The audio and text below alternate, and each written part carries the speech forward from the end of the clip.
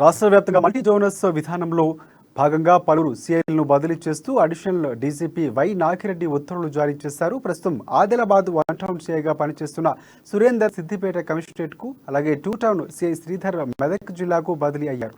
ఈ స్థానంలో ఇంటెలిజెన్స్లో పనిచేస్తున్న సత్యనారాయణ ఆదిలాబాద్ 1 టౌన్ సీఐగా, కొమరం భీం ఆసిఫాబాద్ డీఎస్పీలో పనిచేస్తున్న పురుషోత్తం 2 టౌన్ సీఐగా బదిలీలు వచ్చి బాధ్యతలు స్వీకరించారు.